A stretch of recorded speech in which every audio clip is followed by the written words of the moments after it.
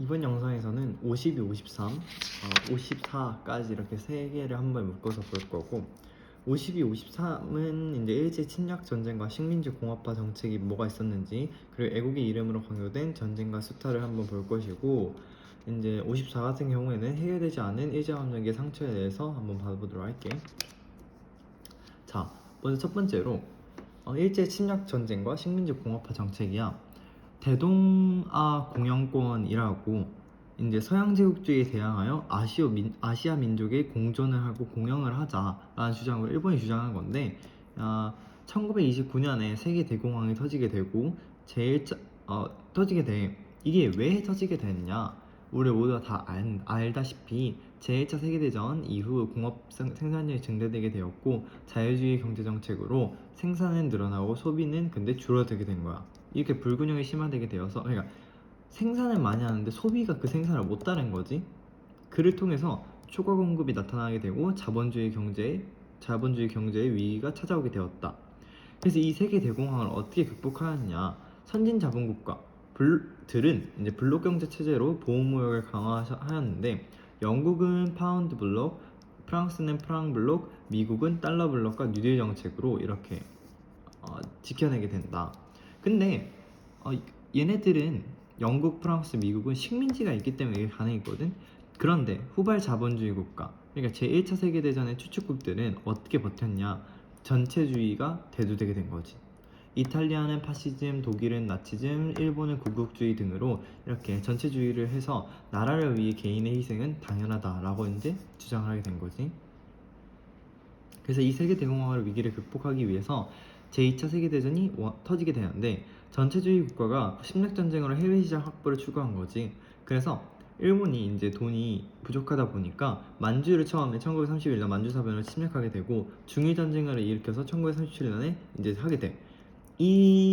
그런데 그 사이에 미국과 영국이 경제봉쇄가 되니까 돈을 더 이상 이제 못 벌 거 아니야. 그래가지고 하와이의 진주만에 습격을 하게 되고 그때부터 이제 태평양 전쟁이 터지기 시작한 건 1941년. 미소가 가담을 하고 연합국 측에 연합국이 승리하게 된다. 그랬더니 결과적으로 자, 이 보면 전체주의 대두한 나라가 이탈리아, 독일, 일본인데 이 모두 다 추축국이잖아. 전쟁을 일으킨 나라. 이 나라들에 이탈리아, 독일이 있잖아. 그리고 이탈리아, 독일이 있는 그 본토에서 이제 싸웠기 때문에 유럽에 굉장히 피해를 많이 받았다. 그래서 유럽이 쇠퇴되게 되고 미소 중심의 세계 질서가 형성되고 곧 있으면 냉전 체제까지 찾아오게 된다.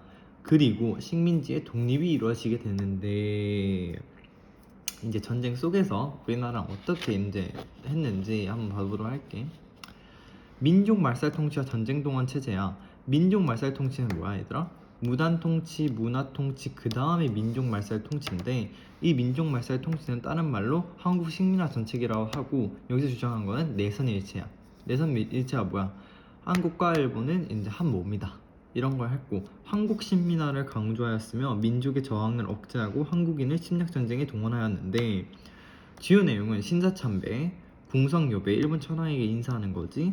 한국 식민의 처사 암송 1937년부터 초등학교를 국민학교로 명칭 변경, 그리고 우리말 사용 금지, 조선어 과목 폐지, 한글 신문 폐간, 언론 학술 단체에 대한 통제 강화, 조선어 학회가 예로 있고 일본신 성명 강요로 창씨 개명을 진행하였다.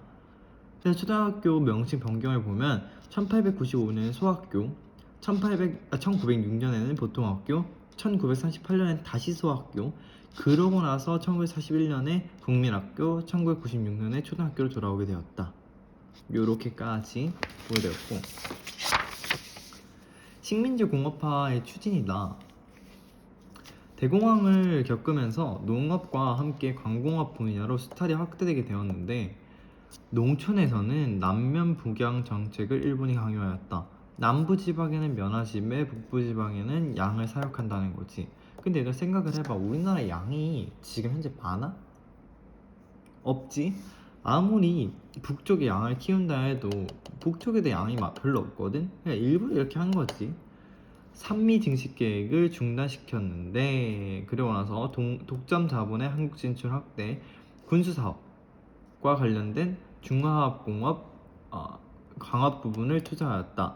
우리나라는 이걸 하기 전에 경공업 중심이었어. 경이 뭐야? 가벼울 경자거든. 그렇기 때문에 경공업 중심이었는데 이제 군수산업이 들어오고 중화학공업이 들어오면서 공업화는 주로 대륙과 가깝고 지하자원을 확보하기 위한 한반도 북부에 설립되게 되었고, 이가 이제 식민지 공업화 급진전, 소비재 생산 위축을 해서 광복 이후 한반도의 균형 있는 발전에 걸림돌을 걸렸다. 중공업이 너무 북부 지방에 몰려 있으니까. 일제의 의도는 한국의 자원과 노동력을 수탈하기 위해서였고, 전쟁에 필요한 군수물자를 공급하는 병참 기지화 정책을 수행하였다. 자, 그래가지고 일본이 어느 정도 살려보려고 농촌진흥운동을 1932년에 했는데, 이게 왜 했냐? 대공화와 농민층이 몰락하고 소작쟁이가 빈번하니까 농촌 통제를 목적으로 정신운동을 추진하였다. 뭐 일본 입장에서는 뭔가 바꿔보려고 했는데 우리나라 입장에는 짜증나는 거지. 농민 개인의 정신력 책임을 강조하였어. 정신력과 책임을 강조하였다고. 그러니까 실질적인 문제가 돼? 안 돼? 해결이? 안 돼. 그리고 중일전쟁 이후에 국민정신총동원운동조선연맹이 1938년에 조직되게 되고, 그 밑에 애국반이 조직이 되는 거고, 반상회를 통해서 일본어 사용과 이제 애국 저금 홍보를 이제 일본이 하게 되었다.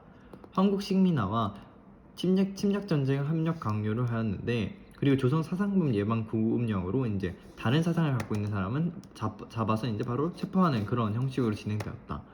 인력과 물자의 수탈이야. 인력 수탈은 중일전쟁 이후 국가총동원법 1938년에 이제 있었고, 이를 통해서 식량이 공출되게 되는데 양곡배급제와 물자 공출 금속류를 하였고, 이렇게 되니까 우리나라에 쌀이 남아있어 없어? 곡물이 남아있어 없어? 없어. 그러니까 식량 배급제를 실시하였고, 농가의 곡식등을 통제하였고, 죽 한 그릇 먹기 운동, 절매 운동을 진행하였다. 이렇게 이제 주제에서 52랑 53을 한번 알아봤고, 그 다음으로 주제 54를 한번 알아보도록 할게. 해결되지 않은 일제감정기의 상처야. 자, 여기서는 동포가 굉장히 이주동포가 굉장히 많이 나오는데 여기도 잘 외워야 한다. 오케이? 자, 가볼게. 미주 이주동포가 있고, 만주 이주동포가 있고, 연해주 이주동포가 있고, 일본 이주동포가 있다. 자, 가보도록 할게. 미주 이주동포는 최초의 합법적 이민이 시작됐어. 1903년에. 그래서 하와이 농장, 그 사진 신부 알지 얘들아? 그걸 이제 같이 비교해서 봐야 되고, 태평양 전쟁 발발 후 일본인을 격리하고 한인들을 통제하였다. 그러니까 태평양 전쟁 발발 후에 미국에서는 일본인을 격리한 거야. 근데 아시아인이라는 이유로 한인들까지 통제되었다. 이렇게 됐고, 그래서 이 미주에 살던 분들은 독립공채를 구매하고 의원금을 모금해서 임시정부의 재정을 지원하였고, 대한인국민회 1910년 그 미주에 있었지. 그리고 재미한족 연합위원회 1941년 동포사회 권익 옹호와 외교 독립운동을 전개하였고, 미국 바로 밑에 뭐 무슨 나라 있어? 멕시코가 있지. 멕시코의 사탕수수 노동자가 애니깽이었다. 이 정도 한인 국방 경영이 되는. 그리고 태평양 전쟁 이후 대일전선에 동참하였다. 두 번째로 만주 이주동포야. 만주 이주동포에는 간도에 우리 동포 가장 많이 이주하였고, 집단 한인촌을 형성하였다. 독립운동을 지원하였고, 자금을 모아 독립군으로 지원하였다. 군량미와 군수품을 제공하였다. 1930년대에는 일자가 만주 개발을 위해 농민을 대거 이주하여서 이민개척단을 모집하고 보내버린 거지. 그리고 나서 광복 후에 80만여 명이 귀국을 했는데, 이제 거의 남아에 계신 분들도 있을 거 아니야? 그분들 우리는 현재 조선족이라 불리게 된다. 연해주의 이주동포야. 러시아가 연해주 개척을 위해 한인의 이주를 허용해주고 토지를 제공해줬다. 의병부대가 이동하게 되었는데 국외 의병의 중심지가 되었고, 어디가? 연해주가. 권업회, 대한광복군 정부의 대한국민의회를 만든 그 권업회 등이 독립운동단체를 조직하게 되었고, 러시아의 한인 무장 활동을 금지하였는데, 그것 때문에 독립운동 기지로 한계를 다시 느끼게 되었고, 중앙아시아 강제 이주가 있었는데 이걸 스탈린이 진행하였다. 왜냐하면 소련과 일본이 전쟁이 나면 한인들은 일본을 지원할 거라고 이제 망상을 한 거지, 망상. 그것 때문에 이제 중앙아시아로 강제로 이주를 당하게 되는데 이때 계셨던 분들이 이제 카레이스키 고려인이라고 이제 불리게 되는 거 현재. 그리고 홍범도 장군 또한 강도의 자유시 참변으로 인해서 이제 그걸 간도 참변과 자유시 참변을 겪으시고 러시아 적군으로 이제 활동을 하면서 레닌에게 직접 훈장까지 받기도 하셨는데 강제 이주를 당하셨다. 이렇게까지. 그리고 일본도 이주가 있는데 초기에는 주로 유학생을 중심으로 하기 때문에 뭐 토월에나 28 독립선언을 통해서도 알 수 있지. 그리고 제1차 세계대전 이후 노동력이 부족하기 때문에 한국인 노동 이주가 증가하였다. 근데 관동 대지진이 발생하게 돼 1923년에 그때 한인을 사회 불안의 원인으로 규정하였기 때문에 사륙을 하였다. 정말 잔인하지. 1939년에 징용령을 통해서 수십만 명의 젊은이가 끌려와 강제 노역을 종사하는데 예를 들어 하시마섬, 구남도지, 몇 년 전에 영화로도 나오게 하였지. 송중기 배우가 하였지. 삶을 송두리째 빼앗긴 사람들이라는 건데 1938년에 지원병제, 1944년에 징병제, 1943년에 학도지원병, 1939년에 국민징용령, 1944년에 여자정신근로령에 일본군 위안부, 근로보국대까지. 그리고 위안소 관리인 일기로 일본군 위안부가 이제 만천하에 드러나기 시작하였고 세상에 이인석 등은 한국인 지원병 중 최초로 전사를 하셨다. 이렇게까지. 이렇게 이제 주제 52와 54를 이제 오늘 이번 영상에 또 알아보게 되었는데 이번 영상 또한 계속 읽어봐서 외워야 하는 부분이어서 여기까지 할게.